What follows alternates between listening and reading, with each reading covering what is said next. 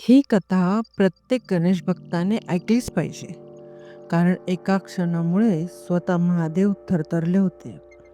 ही कथा फक्त गणपतीच्या जन्माची नाही, तर आईच्या अश्रूंची, देवांच्या भीतीची आणि एका अशा निर्णयाची आहे, ज्याने संपूर्ण सृष्टीचा क्रम बदलला. कैलास पर्वत, चारही बाजूनी शांतता, महादेव ध्यानस्थ आणि माता पार्वती एकट्या.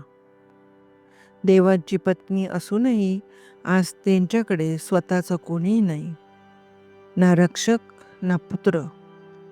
माता पार्वतीच्या मनात एक इच्छा जन्म घेते, माझा स्वतःचा असा कोणी असावा जो फक्त माझाच असेल. त्या हळूच उभ्या राहतात. आपल्या अंगावरच्या उठण्यापासून एक बालक तयार करतात आणि त्या पुतळ्यात प्राण फुंकतात. तू माझा पुत्र आहेस आणि माझ्या स्नानगृहाचं रक्षण करशील. तो बालक तेजस्वी, डोळ्यात निर्भयता. मातेचा आदेश स्पष्ट आहे, माझ्या परवानगीशिवाय आत येऊ देऊ नकोस. तो मान डोलावतो.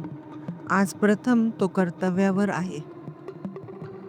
पण नियती काही वेगळीच योजना आखत असते. महादेव कैलासावर परततात. नंदी पुढे, गण पुढे, पण द्वारात एक बालक उभा आहे. थांबा. महादेव चकित होतात. कोण आहेस तू? उत्तर ठाम, मातेची आज्ञा आहे, कोणीही आत जाऊ शकत नाही. देवांचा क्रोध वाढतो. शिवगण आक्रमण करतात, पण ते बालक एकटा सर्वांना रोखतो. देवता स्तब्ध, हा कोण आहे? अखेरीस महादेव त्रिशूल उचलतात. एक क्षण, एक निर्णय आणि त्रिशूल चालतो. माता पार्वती बाहेर येतात. जे दृश्य त्या पाहतात ते त्यांच्या आयुष्याचा अंत करते.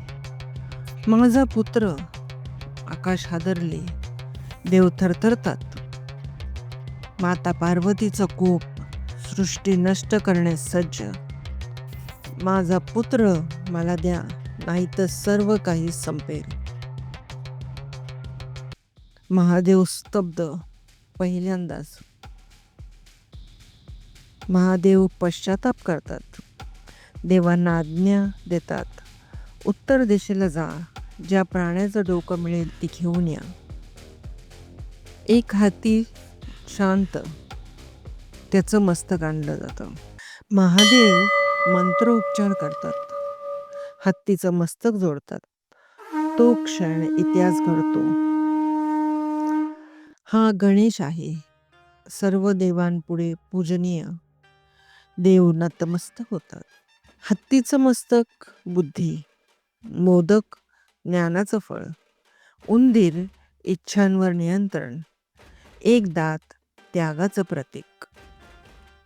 गणपती बाप्पा फक्त विघ्नहर्ता नाही, ते आईच्या अश्रूंचं उत्तर आहे. म्हणूनच कोणतीही पूजा गणपती बाप्पाशिवाय पूर्ण होत नाही. जर ही कथा तुमच्या मनाला स्पर्श केली असेल तर इतर भक्तांपर्यंत पोहोचवा.